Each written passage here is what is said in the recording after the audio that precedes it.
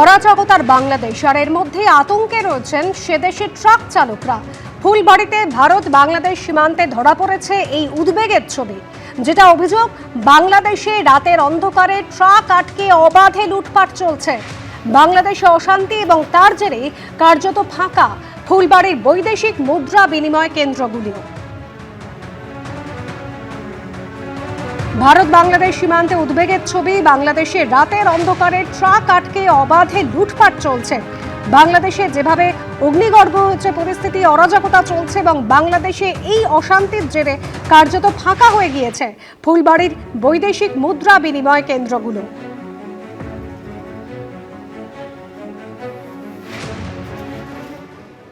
লোকজন আসছে না তো ব্যবসা কি করে হবে? বাংলাদেশ থেকে লোক আসছে না, ইন্ডিয়া থেকেও লোক যাচ্ছে না। কারণটা বাংলাদেশের পরিস্থিতি ভালো না। বাংলাদেশের পরিস্থিতি যদি ভালো না হয়, তবে লোক তো যেতে, ইন্ডিয়ান লোকরা যেতে ভয় পাচ্ছে। আর বাংলাদেশ থেকে তো লোক ভিসাই পাচ্ছে না, তা আসবে কেমন করে? আমরা আগে এই সময়ের মধ্যে মনে হয় যে 8-10 লাখ টাকার ট্রানজ্যাকশন হয়ে যেত, এখন 2000-2500 টাকার ট্রানজ্যাকশন হয়নি। চলছে না তো, আমাদের কাউন্টার বন্ধ করে দিতে হবে যদি এরকম চলতে থাকে। বাংলাদেশে এখন তো ওই যে আপনার হাদিরি নিয়ে এখন প্রচুর চাপে আছে, শান্তি নাই। আমরা তো এই যে রাস্তায় থাকতে আছি বেশিরভাগ। হ্যাঁ, আতঙ্ক সবার ভিতরে। এখন কোন সময় কি হয়ে যায়, রাত্রে শেষ রাইতে গাড়ি চালানো এখন ভয়। সনদ শাহ আমাদের প্রতিনিধি রয়েছেন আমাদের সঙ্গে টেলিফোন লাইনে। সনদ, বাংলাদেশে যে উদ্ভূত পরিস্থিতি, তাতে তো ব্যবসায়ীদের মাথায় হাত, কতটা সমস্যায় পড়েছেন তারা? দেখো, বাংলাদেশের পরিস্থিতির কারণে বিশেষ করে এই যে সীমান্তে যে ব্যবসাটা হতো, সেই ব্যবসা পুরোপুরি বন্ধ হয়ে গেছে। বিশেষ করে এই যে যাতায়াত, বিশেষ করে বাংলাদেশের মানুষ এপারে আসছেন, ওপারে যাচ্ছেন, যে ট্রাক যাতায়াত, এই অন্তত বাণিজ্য বন্ধ হয়ে গেছে পুরোপুরি। তার ফলে যে ন্যূনতম ব্যবসাটুকু সেটা বন্ধ হয়ে, দোকানপাট বন্ধ হয়ে গেছে। যে মানি এক্সচেঞ্জ হতো, এই কাউন্টার পুরোপুরি বন্ধ হয়ে গেছে। এই যে বাংলাদেশের কিছু ট্রাক আটকে পড়েছে, তারা কিন্তু রাস্তার উপরেই কাটাচ্ছে। এবং পরিস্থিতি এমন হয়েছে যে বাংলাদেশের কোনো ব্যক্তি কোনো হোটেলে কোনো জায়গা পাচ্ছে না এখানে। ফলে এই তাদের ট্রাকেই থাকতে হচ্ছে। তার ফলে কিন্তু সেই ট্রাকে লুটের অভিযোগ, লুটপাট হচ্ছে রাত্রেবেলা। এবং স্বাভাবিকভাবে বাংলাদেশের পরিস্থিতির কারণে, ভারত বিরোধিতার কারণে বাংলাদেশি যারা কোনোভাবে এখানে থেকে গেলে, এখানেও কিন্তু এখানকার স্থানীয় মানুষের নজরে পড়ছেন, এখানে কোনো সাহায্য তারা পাচ্ছেন না। ফলে পরিস্থিতি কিন্তু ক্রমশ খারাপ হচ্ছে। যে সমস্ত জায়গায় আটকে পড়েছে, তারা কিন্তু কোনোভাবে উপরেও যেতে পারছেন না। কিন্তু এই শিলিগুড়ি নয়, শিলিগুড়ির পাশাপাশি চ্যাংড়াবান্ধা বা মালদার মোহনীপুর, সব জায়গাতেই কিন্তু একই অবস্থা রয়েছে।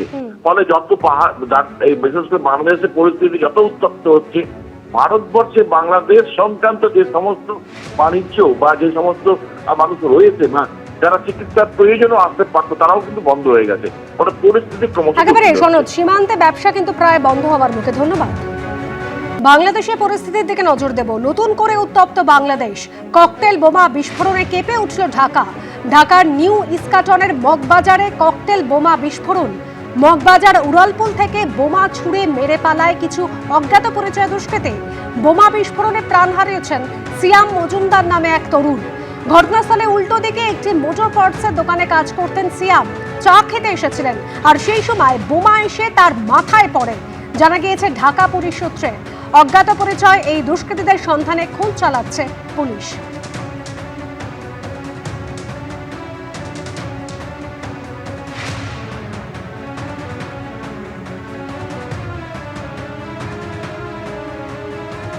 আর এরই মধ্যে 17 বছর পর বাংলাদেশে ফিরলেন তারেক রহমান।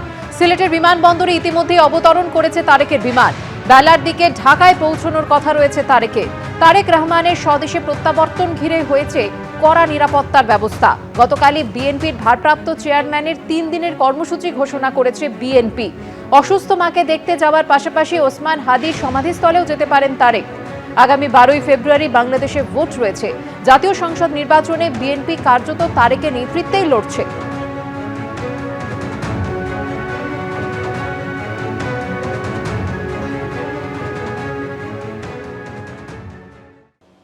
সমাবর্তন অনুষ্ঠানেও ছাত্রদের বিক্ষোভ ঘিরে উত্তেজনা ছড়ালো যাদবপুর বিশ্ববিদ্যালয়ে। রাজ্যপাল ক্যাম্পাসে ঢোকার পরই বিক্ষোভ দেখাতে শুরু করে এসএফআই, এআইডিএসও, ফেডসু সহ একাধিক ছাত্র সংগঠন। অবিলম্বে ছাত্র সংসদের নির্বাচনের দাবিতে রাজ্যপালের কাছে ডেপুটেশন দেন তারা।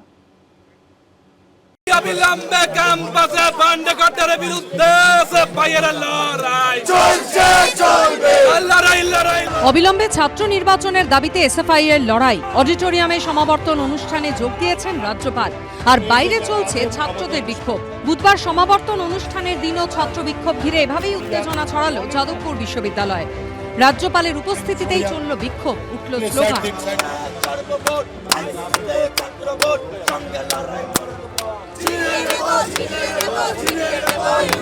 বুধবার যাদবপুর বিশ্ববিদ্যালয়ে 68তম সমাবর্তন অনুষ্ঠান ছিল। অনুষ্ঠানে যোগ দিতে বিশ্ববিদ্যালয় ক্যাম্পাসে পৌঁছন রাজ্যপাল সিভি আনন্দ বোস। তারপরে বিক্ষোভ দেখাতে শুরু করেন এসএফআই এর সদস্যরা। অবিলম্বে ছাত্র সংসদের নির্বাচন, ক্যাম্পাসে নিরাপত্তা সহ একাধিক দাবি তুলে বিক্ষোভ দেখান পড়ুয়ারা।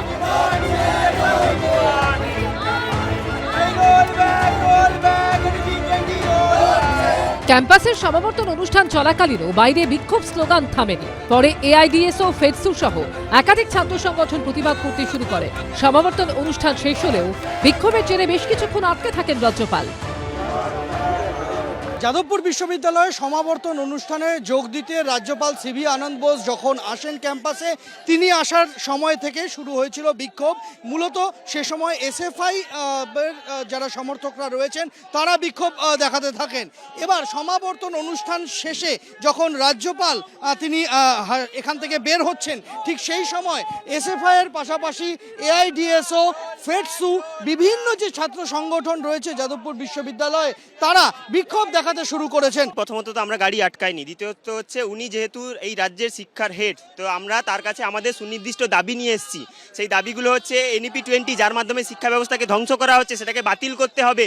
অবিলম্বে ক্যাম্পাস ডেমোক্রেসিকে রক্ষা করার জন্য অবিলম্বে ইউনিয়ন ইলেকশন চাই। এইটাই হচ্ছে আমাদের দাবি। আমাদের ইউনিভার্সিটিতে বিগত 5 বছর ধরে ইউনিয়ন ইলেকশন হচ্ছে না এবং আমাদের দাবি হচ্ছে যত তাড়াতাড়ি সম্ভব ইউনিয়ন ইলেকশন করানোটা প্রয়োজন। রাজ্যপালের কাছে তাদের দাবি দাওয়া নিয়ে ডেপুটেশন দেন বিক্ষোভকারী পড়ুয়ারা। The protest is the right of the students, especially in democratic society, pluralistic society. Two problems in Bengal are violence and corruption. It is very unfortunate that the campuses are also not free from this. This is to be viewed very seriously, particularly violence in the campus. Jadavpur বিশ্ববিদ্যালয়ের সমাবর্তন অনুষ্ঠানে গিয়ে রাজ্যপাল হিংসা ও দুর্নীতির প্রসঙ্গ তোলায় শুরু হয়েছে রাজনৈতিক চাপানুতর।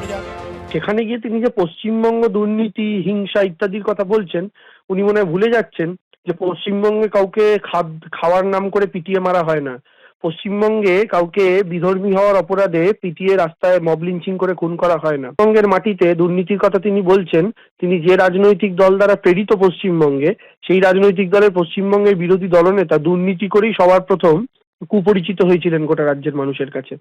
এবং সর্বোপরি তিনি যে দলের তরফ থেকে প্রেরিত, সেই দল সমস্ত দুর্নীতিবাজদের নিয়ে হজম করে ফেলেছে। উপাচার্য নিয়োগ সহ একাধিক ইস্যুতে রাজ্য সরকারের সঙ্গে সংঘাতের আবহে গত 2 বছর সমাবর্তন অনুষ্ঠানে যোগ দেননি রাজ্যপাল সিভি আনন্দ বোস। এবার যাদবপুর বিশ্ববিদ্যালয় সমাবর্তন অনুষ্ঠানে রাজ্যপাল যোগ দিলেও বিতর্ক এড়ানো গেল না। সন্দীপ সরকার ও ঝিলম করঞ্জাইয়ের রিপোর্ট, এবিপি আনন্দ। এবিপি আনন্দ, এগিয়ে থাকে, এগিয়ে রাখে।